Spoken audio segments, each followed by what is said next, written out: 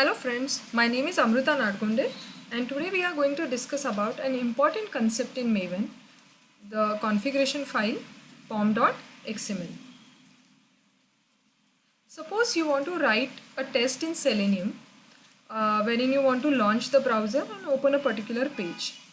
Now whenever we want to write these type of codes, the first thing we require is the language library. So suppose you are using Java, then you need the JRE system library. And other than the JRE system library, the first thing you need is the Selenium jar. Now the approach we use for this is we go to the website where the jar file is available and we download it and save it at a local drive. Now what is the issue with this approach? First is when you want to share your code with your colleagues or you want to merge your code, there is a possibility that different people store this file at different location, resulting in the conflict which you have to solve manually. And another issue that we face is the version. Suppose today I am using 3.8 Selenium jar. Tomorrow I want to upgrade to say 3.14. Now what I have to do is I have to again go download the new jar file with upgraded version and again add it to my project. Now as we go on working on a project, upgrading again and again, saving multiple versions of the jar file is slightly high on maintenance. So what these tools like Maven help us in better management of these external jar files, or what they are called as the dependencies. So Maven is much more than just managing these dependencies. Maven, as you know, is a build tool, and a build tool is practically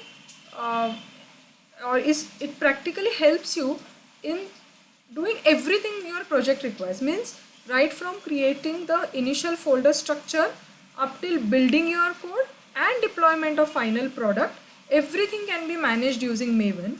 However, we are going to discuss only about how this configuration file help us in managing the dependencies. So like I said, POM is a configuration file, so it is basically core or heart of any project. You can give all kind of configuration details like the build directory, that is your target, the source directory where your source code is located. Similarly, various goals or tasks you want Maven to execute can be mentioned in the pom.xml. You can mention the various plugins you are going to require in your project through this pom.xml. And finally, which is something we require again and again, is providing the information about dependencies or managing your dependencies through this pom.xml. So let's see how to do it. Here I have created a sample Maven project. Whenever you create a sample Maven, any Maven project, you will find this file pom.xml, and this is the structure. Okay. Now this is artifact ID is nothing but my project name, and group ID usually refers to my company kind of a thing, right? Now here I have one class in which I have written a very simple Selenium code, a code to launch browser and open Google. Now there are some compiler errors.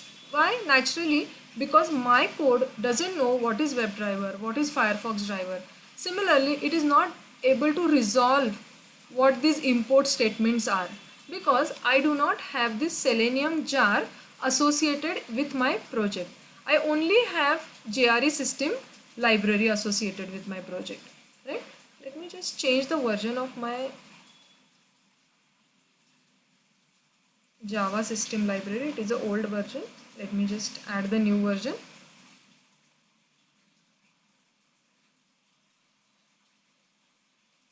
Yes. Yeah. So what we need to do is we need to add, or we need to associate the correct or appropriate external jar file which I require to resolve these compilation errors and execute my project. So let's see how to do it using pom.xml. So first thing you have to do is you have to add a tag called dependencies.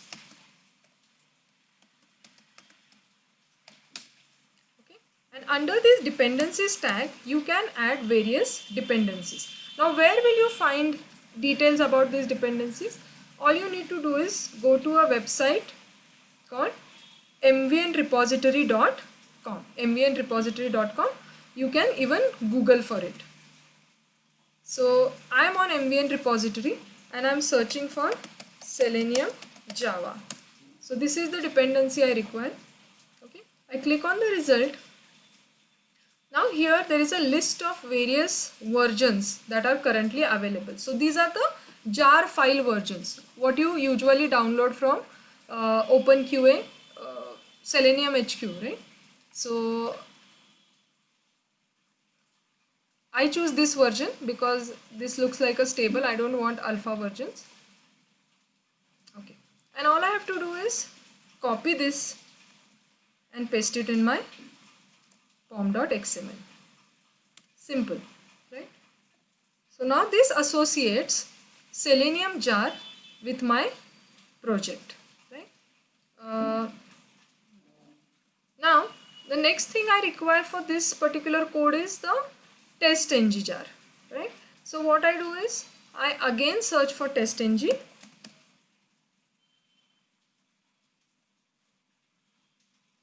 and here I get test-ng. Right?